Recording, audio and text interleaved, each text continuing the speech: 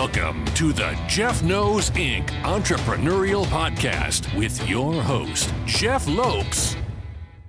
Jeff has over 2 decades experience as a serial entrepreneur, building brands like Kimura from his home basement to a multi-million-dollar global brand that has sold over 250,000 pairs of boxing gloves. Jeff's here to educate, guide, and drive you on the process of bringing your ideas and dreams to reality with the inspiring stories from some of the top business minds. Welcome to episode 135 of the Jeff Knows Inc. podcast. I'm your host, Jeff Lopes. Super excited to have on today Super Bowl 37 champ, quarterback for the Tampa Bay Buccaneers, Brad Johnson. What a great interview. We talk family, friends, children. Sit back, everyone, and enjoy. We are live on the Jeff Knows Inc. podcast. I'm your host, Jeff Lopes. Super excited to have on today Brad Johnson. Obviously, football, now kind of getting known for this incredible TikTok trick shots. And we're going to talk it's going to be a fun conversation today. So how are you, brother? I'm doing great. Appreciate you reaching out and having a little fun with you here on the podcast and being live and all the above. So look forward to sharing some stories. It's going to be fun today. I always start off my podcast by essentially learning what the individual is doing currently, but I want to switch it around. I want to talk about Brad Johnson. Where'd you grow up? How many siblings? What was your first entry into the football realm? And did you have like family that played? Like, how did you get into that and all that? Let's just start off by Brad as a child. Where'd you grow up? Grew up in Black Mountain, North Carolina, small town outside of Asheville, North Carolina, western part of North Carolina. My dad ran camps called Camp Ridgecrest and Camp Crestridge for boys and girls, Christian camps, archery, horseback, camping, overnight, basketball, soccer, all the above. So I grew up playing 2 square, 4 square, ball in my hands, competing and spending my time in tents. So in cabins. And my mom, PE teacher, became a guidance counselor. Became a assistant principal. I went to a school called Owen High School there. Roy Williams was the basketball coach there, who's Hall of Fame coach for North Carolina. Brad Doherty was the superstar player there, was an NBA player. So I kind of looked up to him.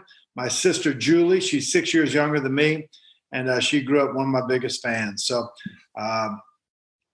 growing up there in a small town, I grew up on a mountain with a dirt road.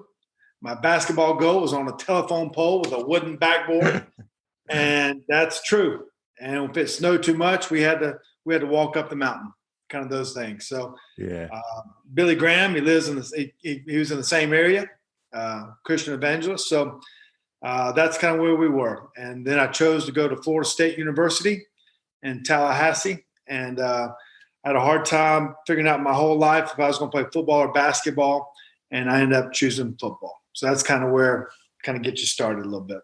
Basketball-wise, what positions did you play? I was a natural forward, so I'd call that the 3 position. Yeah. I played basketball every day of my life from 2nd grade on to my freshman year of college. Basketball is my love. I grew up being a Larry Bird fan, a Chris Mullin fan. Yeah. I'm in my ping pong room here now. I don't know if you can see, I got posters of my childhood, Larry Bird posters. I don't know if you can see all those back there. Yeah. So that was, I want to be like Larry Bird. I want to play for the Boston Celtics and play on the parquet floor. One year, my senior year, I took my senior year trip with my mom and dad. We went up to Boston, went to see the Pro Basketball Hall of Fame, walked down to the Boston Gardens on the parquet floor and looked at all the banners, snuck in the in the basement garage there to get on the floor. And but I want to be. I was the 3A Player of the Year coming out of North Carolina. I scored 2,392 points, and I had a hard time deciding if I was going to want to play college basketball or college football. And so I went to the guy that I really want to play for was a guy named Bobby Crimmins. He was at Georgia Tech. Yeah. I grew up going to his camps. He used to coach at Appalachian State and went to Georgia Tech. I wanted to play for Coach Crimmins. Went to a bunch of their games. My high school coach, Bill Burr, assistant with him for a couple of years. And so I had a great relationship. I was in the locker room with Mark Price, John Sally, Tom Hammonds, Bruce Dalrymple, Marbury. I'd go in the locker rooms at half times and knew all those guys. And so in 1987, when I was a senior in high school, I had to decide. I was a 6'5" football player, quarterback, but I really hadn't worked at it. And I made All-American. I was a state player of the year in North Carolina, but I didn't know what I wanted to do. And so I went on my recruiting trip to Bobby Crimmins, and he said, Brad, what do you think you're better at? He says, I'll give you a scholarship here, but there's a guy named Dennis Scott that's coming here too. He's an All-American. I only play 5 guys. And so you can back him up is what he said. Yeah. But he was real to me. He said, Brad, you'll back up Dennis Scott, who ended up having an 11-year career in the NBA. And but he said, I said, my most potential is in football. He said, Brad, I think you ought to go football. And at that time, there was a guy named Vinny Testaverde. The University of Miami was Heisman winner. Yeah. Award number 14. That was the prototypical quarterback that was coming out at that time. And so I said, maybe I could be like him. So that's when I chose to go, for my potential in football to Florida State. That's kind of how those decisions were made. Through the process, through college ball, was there ever moments you're like, God, I wish I was playing basketball right now? Yeah. And I actually played 2 years of basketball. Oh, you did, huh? I did. My freshman year, I got redshirted in football. Yeah. So I was like, what am I doing here? I'm just sitting here. I'm not even running the scout team. And so went out, I played basketball, started 13 games my freshman year at Florida State, went to the NCAAs. We got beat by Iowa in the first round by Bruce Marbury. By Marble and B.J. Armstrong. B.J. Armstrong, yeah. He had an incredible career. He did. And then I played my second year, but I kind of got stuck in my second year because I was coming out late for basketball and I wasn't really in basketball shape. And then because we were going to the NCAA tournament in basketball, I was kind of missing half of spring football. So Coach Ballin's like, listen, you can do both, but you may lose in the competition because you're not here full time. Yeah. And so I was like, what am I here for? To be an elite quarterback, to potentially make it to the pros one day. So now I dropped basketball and then just pursued my passion to play football. Draft here. How exciting of a moment, and obviously for your family and stuff. Let's talk about your parents. When you were drafted, what was their reaction? How proud were they? This was before social media. So of course, yeah. Yeah, at Florida State, I actually started my junior year, and I got benched my junior. So my senior year, I only started 1 game.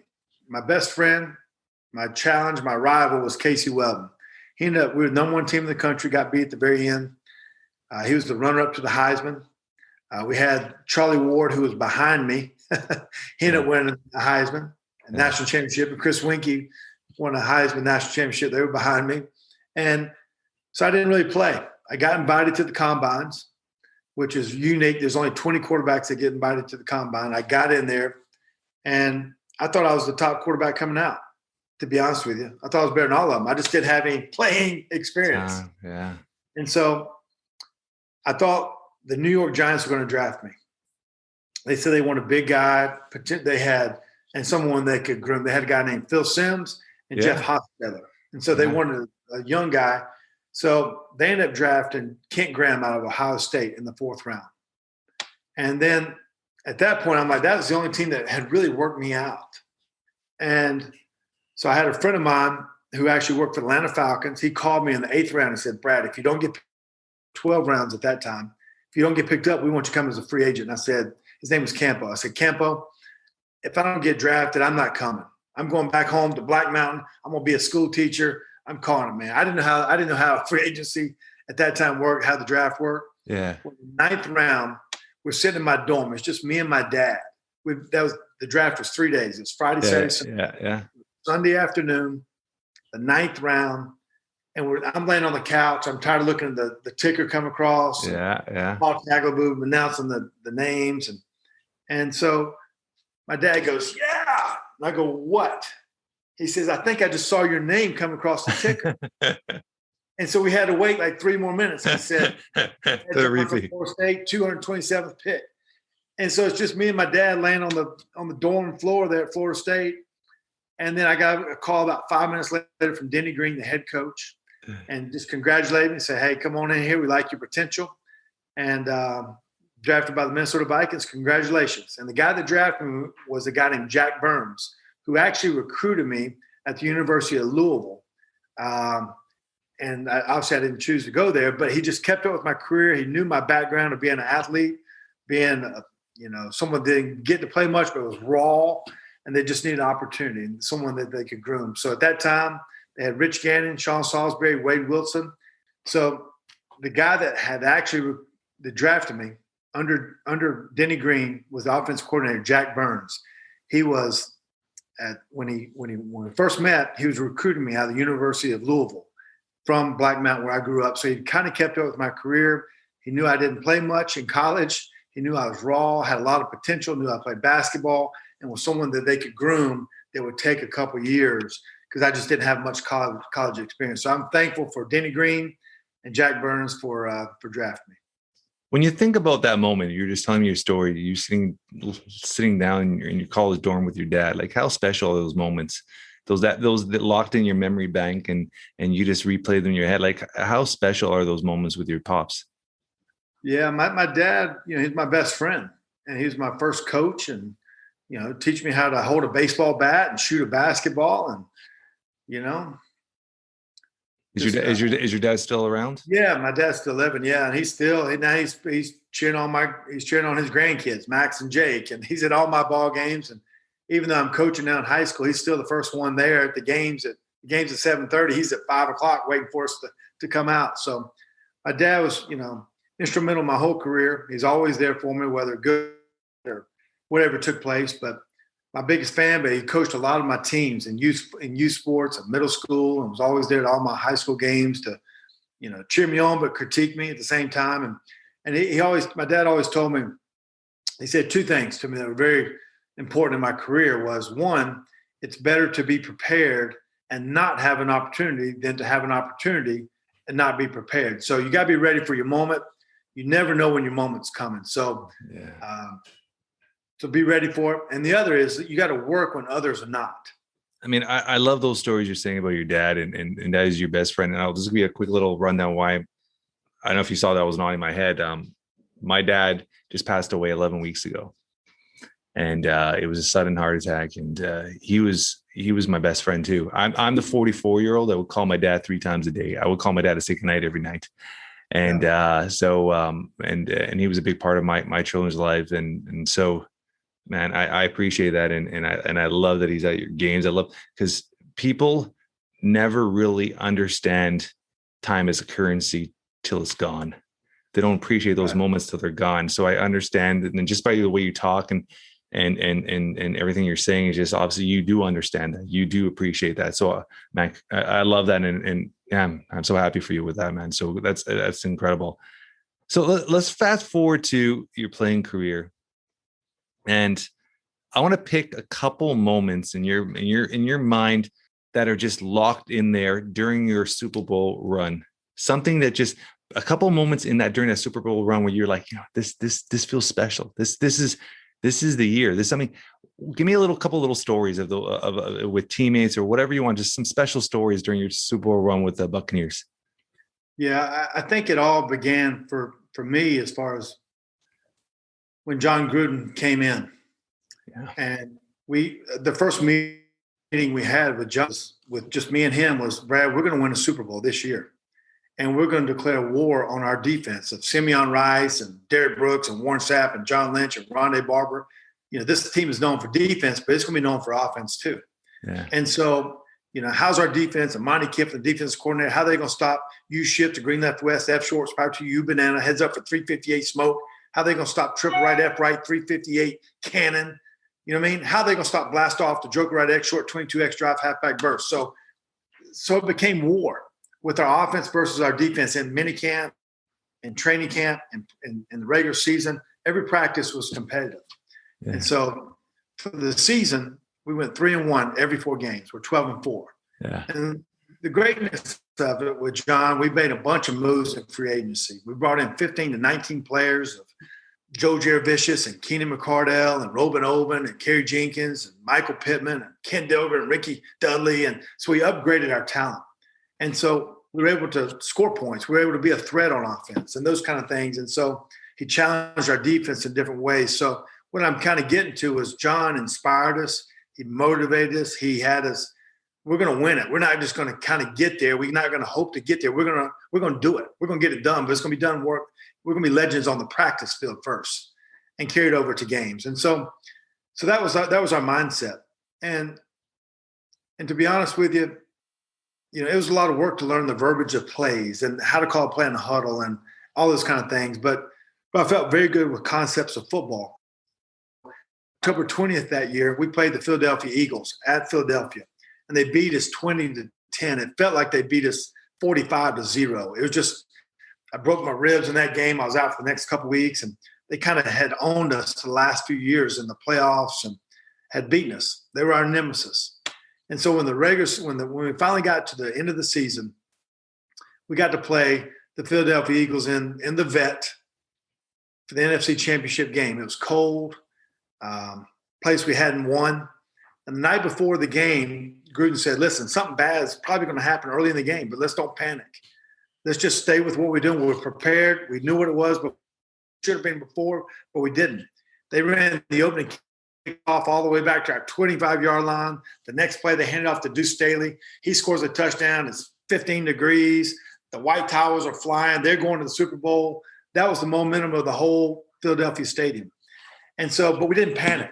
We believed in the process of what had gotten us there. Hard work, a bunch of fighters who were feisty, and we were good enough to win it.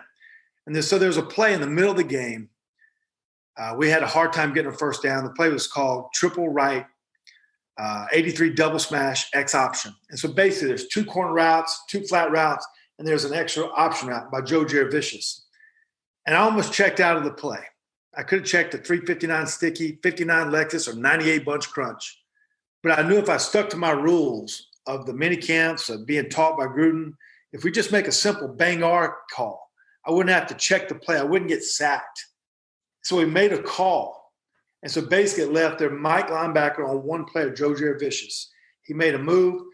He went 73 yards. It got us a touchdown. And to me, that was the one play that year that, for us offensively, that won us should go down in Buccaneer history as the greatest play ever. Because that one play got us going. And then we went on. Rondé Barber had an interception at the end of the game, which people remember. But that game, winning the last game in the vet stadium, in the cold, to go to the Super Bowl was a memory of a lifetime for all of us. I love that. I love that. I love that. When you won the Super Bowl and you were handed that trophy, what was running through your head? Like moments of your dad, moments of your college, like replay that moment.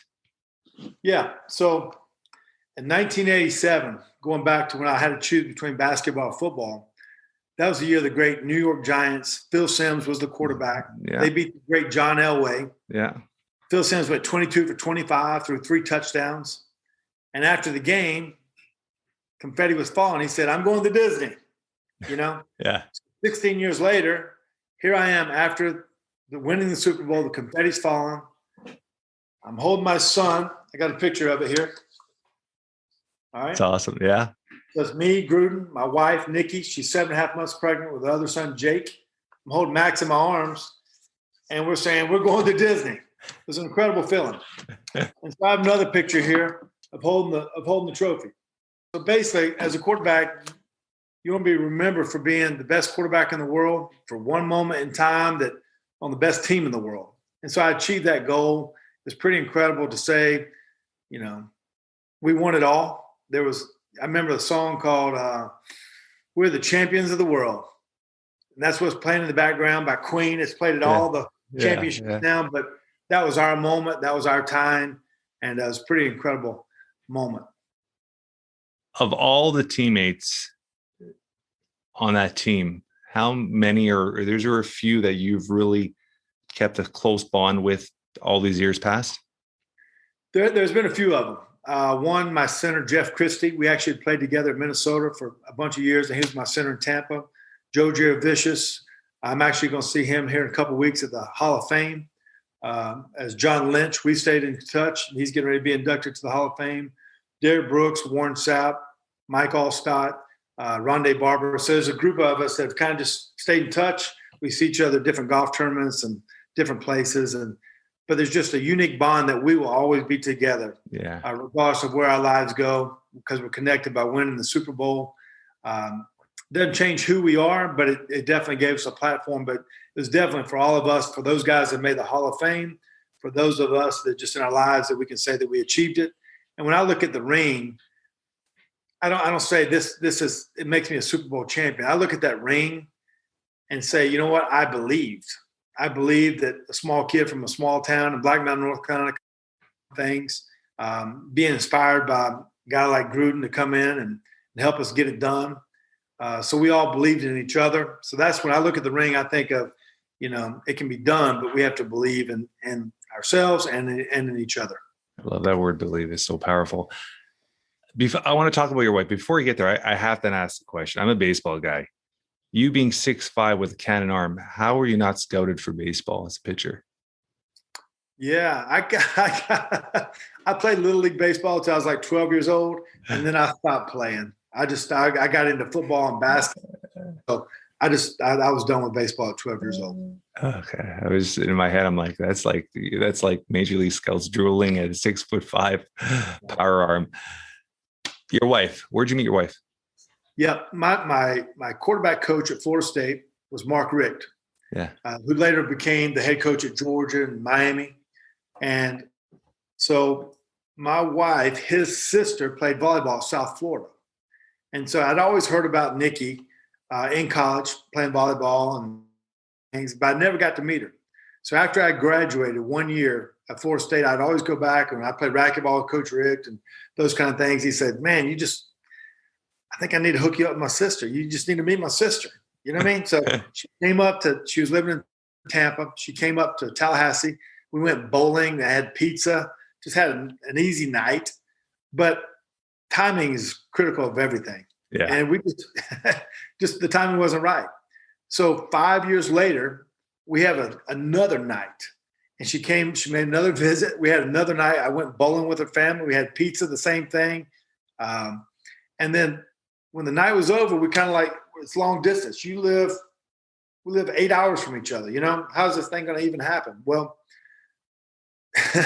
Mark's wife, Catherine, said, listen, she brought Nikki over to my apartment, had bought TCBY ice cream.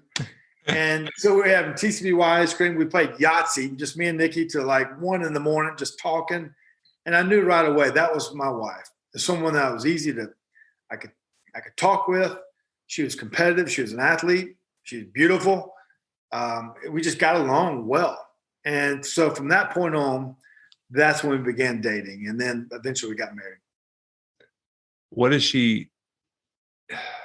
How would you describe what she means to you in your career and her support and all that stuff? Because as an athlete, I mean, you're in the limelight, you travel a lot, like you need that anchor when you come home. And I'm sure that for you to be married for that long and obviously have 2 beautiful children, she must have been a very strong anchor and support in your career, right? There's no doubt. She's my anchor. She's very unselfish. So right when we got married, I was playing for the Minnesota Vikings and physical therapist. She went to Nova University down in Boca Raton. Right when she got her license to become a physical therapist, we get married. But I'm 6 months in Minnesota. I'm 6 months and back at home. I'm all over the place. Yeah. So she didn't really get to practice her craft of being a physical therapist, but she took care of everything that I needed, from just hosting people on weekends for the family get-togethers, helping me out with the golf tournaments or whatever was taking place. So she had to give up her life for that. And then as soon as we got married, I got traded to the Washington Redskins. I'd had a neck injury. We were trying to sell a house in Minnesota. We were building a house in Tallahassee. We were buying a house in Washington, D.C. I was learning a new system. I mean, there was a lot going on. Yeah. But she was my anchor. She was always there with me. And as a quarterback, I mean, not every day is a good day. Yeah. Everyone sees the touchdown pass. They see the glory of it, but they don't know the injuries that come with it, the stress that comes with it, and all of the above. So I could just say she's my rock. She's my anchor. And we've grown in our relationship. Obviously we've been married for 21 years. We have 2 boys, Max and Jake. And she's grown in so many ways as a leader of our house. She got into, now she paints furniture. You bring over your bedroom sets, and she paints any kind of furniture you have. And I'm the guy that loads the furniture up in the truck for these people, those kind of things. But we have a great relationship. And it's really weird, Jeff. I'm kind of a quirky guy. Yeah. And so, what do you want in a wife? At the time, I had 3 prerequisites. One was they had to be blonde. 2, I wanted someone that had a master's degree, so they're probably going to be smarter than me. And 3, I don't like ketchup. And so Nikki, she doesn't like ketchup. So I got all 3 of it with her. I got the blonde hair. She's beautiful. I got the master's degree. She's smart, and we don't have ketchup in our house. It's the craziest thing you've ever seen. So, but very thankful. I love it. Your children, before we talk about them and what they're doing in college right now, and what does fatherhood mean to you? Oh, it's opportunity. I love that. You know what? I don't even ask this question a lot to parents because, I don't know if you did any research on me, but I'm an entrepreneur for 26 years, but a huge passion of mine is helping fathers and entrepreneurs find a balance, learning how to live both at a peak, because there's always it's a separation there with careers and being a father. I even wrote a book called Entrepreneurial Dad. And I love that. No one's ever said that opportunity. Yeah. Explain that. Yeah. You can, I think, more is caught than taught. Yeah. One of those things. So your kids are watching you at all times. I love that. How do you respond on a good day? How do you respond on a bad day? How do you act at the dinner table? How are you? And so my wife and I are on the same page by constantly reaffirming our love for them, our constantly being disciplined with them. And what are you today and what are you going to be later? Yeah. And so we've tried to be, obviously I'm fortunate enough where I don't have to work, but I've coached all their teams all the time. And so growing up as a kid, I tried to either touch, pat on the back, encourage, or say, I love you over 100 times a day to them. So even today, if I say, I love you too, Dad. I love you too, Dad. It's constant at this age still. And it's not a problem with us to say those kind of things out in public, And one of the cool things we did, we were Christians. And one of the coolest things we did was we went through a book called Passport to Purity. So it's talking about raising your kid, talking about sex education, and kind of these are the changes that are going to take place in your body, in your mind, and it's something that we're all a part of. So, but we had open conversations about sex, about boys and girls, and how you grow up to be men and women. And so I would encourage anybody that's going through the sex education process to go through this thing called Passport to Purity. It's a Christian way to teach your kids through sex education kind of deal. So it's I would encourage everyone to go that route. There's 2 things you said there. I'm going to jump on quickly. The indirect mentoring. I don't think people really put a big thought process on that. What I mean by indirect mentoring, exactly what you said, is what you say all the time. Your children are constantly watching everything you do. And sometimes it's not the direct mentoring, it's the indirect mentoring. Is what you say when you're not meaning to say it is what they lock into their minds. So being relevant in your mind to understand that everything you do, every action you take is a lesson to them is so valid and so important. I think a lot of people don't pay attention to that. And they might indirectly do something that they don't realize it, and their children are picking up on all that stuff, especially from a very, very young age. So I love what you said that. And in the love, at 44, I had a strong European dad, and I would give him a big kiss on. I'm 6'2", my dad's 5'7", was 5'7". I'd still bend over and give him a big kiss on his head and a big hug and tell him I loved him every time I saw him. Same with my kids. Every morning before we go to bed, we're constantly, it's always hugs, good night, love you. Like it's so precious to do that. And I love that you're very open with it, because it's so important. It's so important. So I appreciate that. Your boys are both in college. Where do they go to school? Position they play, and is NFL something in their minds right now? Right. We have two boys, Max and Jake. Yep. Max is he's heading into his second year. He's a quarterback at LSU. He wears number 14. He's lefty. I don't know how the lefty thing happened. So it was pretty awesome to watch him. He got an opportunity to play some games last year. He started his last two games against the University of Florida and won those two games. And he's in a battle right now for the start. You got me? Yeah, I got you, buddy.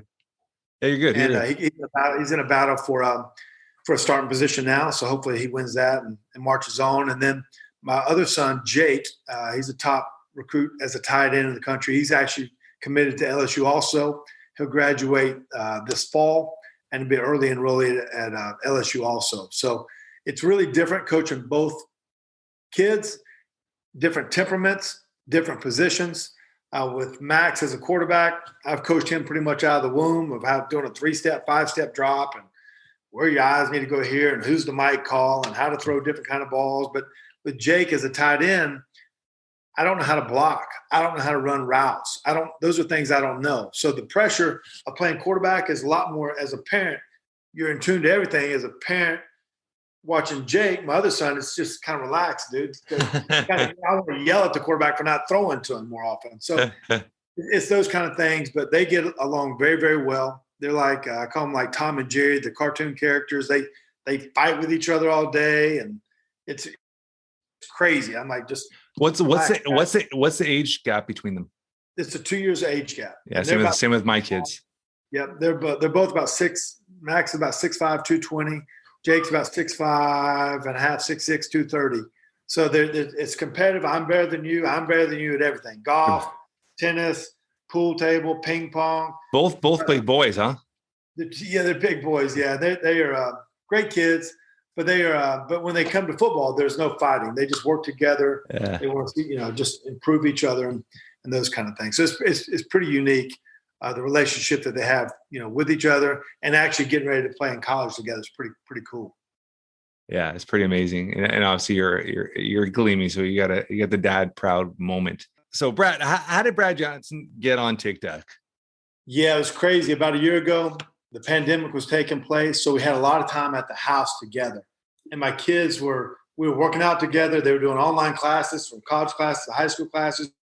In spare time, everybody's on their computers or phones and those kind of things. And so they started getting on TikTok. I'm like, what is this all about? So we started watching, and we actually made a couple family TikToks and those kind of things. And I said, well, I'm gonna try to go with a secret name. I'm going Big Bad Brad 14. And I started making some TikToks of my own of some stuff I did in my career and those kind of things, and just kind of I had some fun with it, Yeah. About the last 4 or 5 months, I've done a lot of trick shots on there with basketball and football, and whether I'm throwing at a goalpost or shooting 4 or 5 different trick shots at one time. And I never try to make just one trick shot. I try to do 3, 4, 5 trick shots in a row, spin off my finger over a backboard, and then finish the video with throwing the football into a basketball goal or whatever it may be. It's kind of crazy, but if I don't make that last shot, then it doesn't count, and I'll do it again. So some of these videos I've done in 5 minutes, and some of these videos I've done in 2 days. I was going to say to you, behind the scenes, huh? Behind the scenes. If I'm ever on there with sweat and I put a lot of work into, if I ever make that last shot, then I'm stoked. I'm pumped up, and so I've been kind of silly with it. But I actually got my hat here. I love it. This hat. It was actually given to me 20 years ago at the Super Bowl. And so I started wearing it. On the front, it says Big Bad Brad 14, which is my TikTok. And on the side is the Roman numerals, like that. And so basically, at the very end of the video, I'll stick it out and I'll point out to people, and they're like, what is going on? So what we're doing pretty soon here, I'm going to do a merchandise deal with it. And all the money that we make is going to go to Beyond All Borders. I'm involved with a couple of charities up in Asheville, North Carolina, where I grew up. And one's the Evelyn Foundation, but all this money that we raise by selling hats and T-shirts and those kind of things will go to Beyond All Borders. It's helping people from A to Z. And so hopefully that'll come out soon. But people must think, when I put the hat on, I'm making videos. It's like Superman putting on his cape. I do a video without the hat now. So it's silly. I have fun doing it. Hopefully everyone can enjoy it also. I was reading something before I went on, and I usually am very curious, and I try not to read up anything on our guests, but I mean, you obviously started that trick shot already in the NFL, being the first player to pass yourself and score a touchdown. How did that come along? Was that a pre-made play or just a reaction play? It was a reaction play. Basically, in 1996, playing with the Minnesota Vikings, we were playing against the Carolina Panthers. In 1997, I'm sorry. Yeah. And the play was dot left spear, ripped Dallas. Basically, it was a little stick route to the tight end. We're on the 3-yard line. I threw the ball. The ball got batted back up to me. I knew because it was third down, and we were close. So if I got sacked, we could actually kick a field goal. And but basically, usually you want to bat the ball down because you don't want to get sacked or an interception. So, but I caught it. I made a couple of moves. I scrambled, dove into the end zone. Ended up being, we didn't know what it was. It was a touchdown pass, touchdown catch, no clue. And then at the when the game was over, the media guy, PR guy said, Brad, it was a touchdown pass and touchdown catch. It's the first time in the history it's ever done. And so it ended up being 12 points in fantasy football. It won an ESPY award for play of the year. And it was a cool play that I could say I was a part of. And then just a couple of years ago, Marcus Mariota for Tennessee Titans, he did it in the playoffs against the Kansas City Chiefs. And so we've actually had a couple of laughs about that also. I love it. I love it. I have a couple more questions, but one of them I always ask everybody at the end. If something were to happen to you today, how would you want to be remembered or described by your loved ones? It's a great question. I think Brad loves life. You know, he wanted to be, for me, I never want to have regrets. I don't want to have regrets. I want to take the chance. I want to take the challenge. You know, the pain versus disappointment. Pain is temporary. Disappointment's for a lifetime. So if you didn't do the work, you know, it's a disappointment. But if you did the work, if you did the extra sprints, if you did your extra homework and whatever your craft may be, you did all you could do. And I think just being someone that was a good friend to everyone, I think that's how I'd want to be remembered. I love it. I love it. I love the no regrets because it's something I'm very passionate about as well, the way I try to live my life. One last question, and this is something I always love hearing from different athletes' perspective. Retirement. Was football, the identity of football, attached to you still, or were you in your mind okay with walking away with it at that time? Yeah, I played 17 years in the NFL, which is crazy. When you think of the longevity of the careers, like of most athletes in that sport, it's insane. Yeah. Considering from where I came from at Florida State, not playing at all. Yeah. My goal was to make it 1 year to say I played in the NFL, play 4 years, which I could get retirement. 7 years, I thought that would be a career.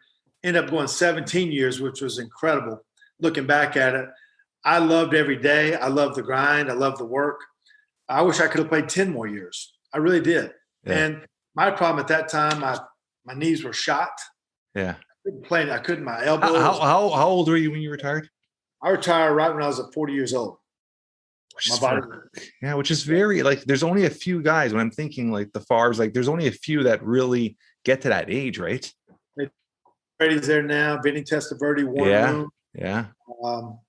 There's certain levels of your time. When you turn 30, your body changes a little bit. When you turn 34, 37, 40, you drop off a little bit. Just naturally you do. But I was a guy that kept myself in great shape. But at that time, I had some injuries.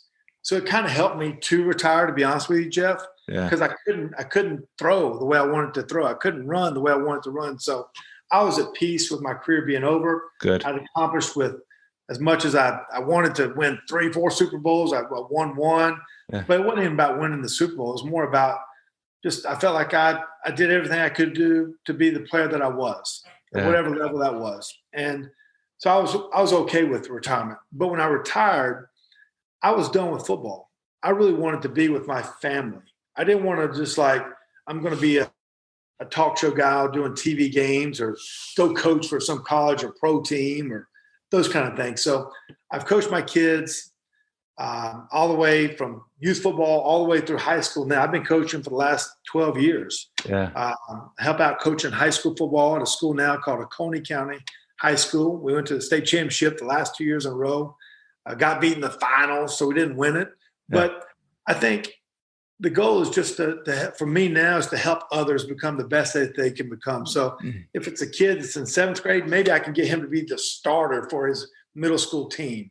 Maybe it's a high school kid, he can make all conference and we can win the conference region. I help kids. I don't ever charge money. If a dad or kid reaches out to me, I'm going to give them as much time as I can. I love that. One of the coolest moments I looked, for me, honestly, was teaching a kid how to throw a football. It was right when I was in college, coming out, right my first year or two in the pros I was actually working at a basketball camp up in Kentucky. And there's these 2 kids from France at this basketball camp up in Grayson, Kentucky. And so one day out of the basketball camp, they let the kids go to Lexington, to a mall to buy some stuff. So they bought 3 things. They bought blue jeans. Okay. They bought shoes. At that time, they were called Nikes. Yeah. Those just right when they were coming out. And they bought a football. And these 2 guys were out there throwing a football. They were throwing like a shot put, And it was just like, let me see the ball. And I put my fingers on the laces, show them how to hold the ball. And I throw a ball about 40 yards and they're like, whoa, do it again. Whoa. So they got enjoyment of seeing what a ball could do. And so I have enjoyment to see a kid throw a ball better. I get enjoyment from a kid encouraging someone besides himself, So those kind of things. And so I love coaching kids. I love being around people and helping out in any way I can.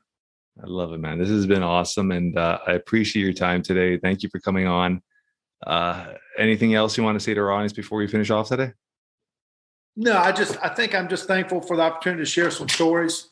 You can find me on Instagram or Twitter, and I keep everything really light, really fun, those kind of things. So catch up with me and always reach out to me. But I'm thankful for the opportunity, Jeff, just kind of telling you some stories about my family, my wife, my kids, and just kind of a little bit how I grew up. So I appreciate that. I love that. I love it. On all our show notes, I'm going to put all the links to TikTok, Instagram, Twitter, all that stuff. You want to get a hold of Brad. And thanks so much, brother. Yeah, man. I appreciate it, Jeff. Thank you, buddy. That's a wrap for today. I want to thank our guest, Brad Johnson, for taking time out of his incredibly busy schedule to be a guest on the Jeff Knows Inc. podcast. What a great interview. Tons of fun. If you guys enjoyed it as much as I have, please, like always, tell your friends, tell your family, spread the word. We're trying to build something special here. Leave a review. 5 stars will be absolutely amazing. Myself and my team love spending time reading those reviews. Until next week, guys, keep moving forward.